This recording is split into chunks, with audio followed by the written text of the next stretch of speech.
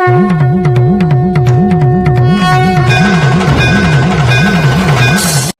भक्त सदैव ये जानकर विश्राम करे कि कोई है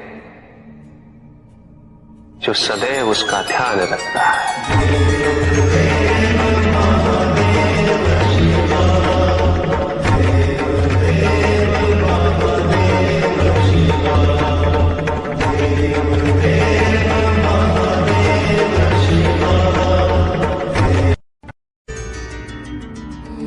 भक्त की भक्ति और उसकी श्रद्धा से प्रसन्न होगा। उसके आराध्य उसे दर्शन अवश्य देते,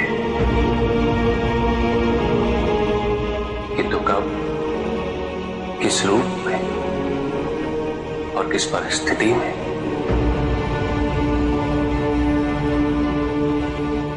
इसका पूर्व ज्ञान होना भक्त के लिए संभव नहीं होता। जब जब भक्त भगवान का ध्यान करता है,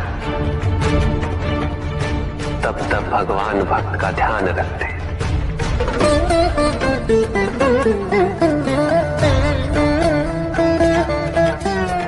किंतु जिस क्षण भक्त भगवान का ध्यान नहीं करता,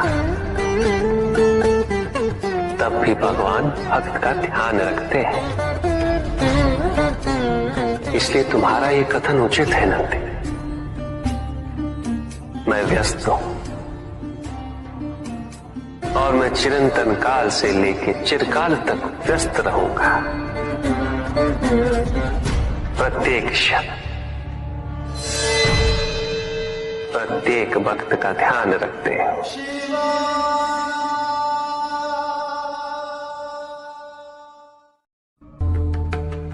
जिसके कारण स्वार्थ, विनाश, क्रूरता, अशांति और भय में वृद्धि हो, वह अज्ञान है। किंतु जो व्यक्ति को उदार, निर्भीक, सहनशील और विनम्र बनाए, वही ज्ञान है। अज्ञान की शक्तियां दुरुपयोग करने हेतु प्रेरित करती हैं, किंतु जो अपनी शक्तियों और अपने सामर्थ्य के प्रति अपने उत्तरदायित्व को समझाए, जो न केवल अपने अपितु अपने से पहले संसार के उद्धार हेतु प्रोत्साहित करे, वो ज्ञान है। ज्ञान का मूल उद्देश्य ही परोपकार है, सृजन है। दूसरों की भावनाओं को समझना, उनका आदर करना, यही ज्ञान है। क्योंकि ज्ञान हमें न केवल अपने अपितु दूसरों के दुख और सुख के प्रति भी संवेदनशील बनाता है। किंतु जो दूसरों की भावनाओं का अनादर करे, उसे ज्ञान की श्रेणी में कैसे रखा जा सकता है? अज्ञान के कारण व्यक्ति सांसारिकता में बंधता जाता है, मोह माया में उलझता जाता है। अज्ञान परम सत्य से दूर ले जाने का माध्यम है, किंतु ज्ञान व्यक्ति को परम सत्य की ओर ले जाता है।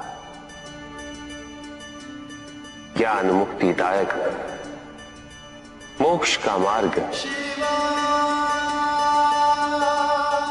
और इस मुक्तिदायक ज्ञान का सर्वोच्च रूप है आत्मज्ञान। और यही ज्ञान की पूर्णता भी है कि व्यक्ति अपने को समर्पित कर दे,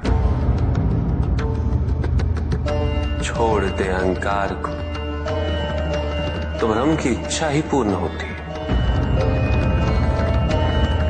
और अभी भी वही फलित हो रही है। ऐसा नहीं है कि हम उससे भिन्न फलित करा लेंगे, लेकिन व्यक्ति भिन्न फलित कराने में लड़ेंगे, टूटे, नष्ट हो। कुछ भी सुनने और समझने के लिए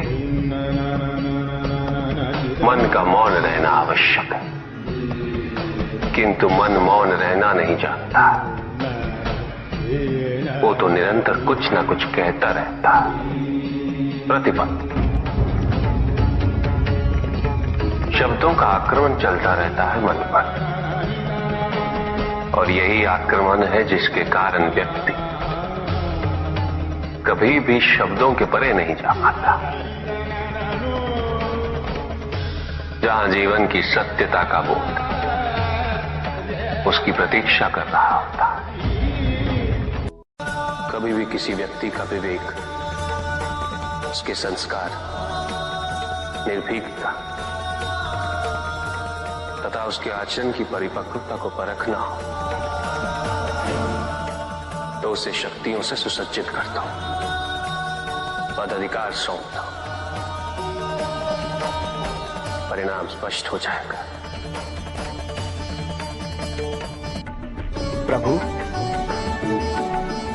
यदि आप स्वयं यहाँ कैलाश में उपस्थित हैं, तो प्रतिदिन का संध्या काल पूजन आपके समक्ष क्यों नहीं होता है?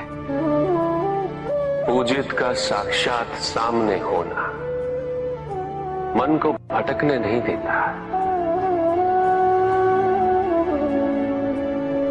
किंतु जो सच्चे भक्त हैं, भगवान तो उनके मन में, उनके हृदय में निवास करते हैं। जिनके हृदय में श्रद्धा है, उनके लिए पूजा करने हेतु अपने आराध्य का साक्षात सामने होना अनिवार्य नहीं।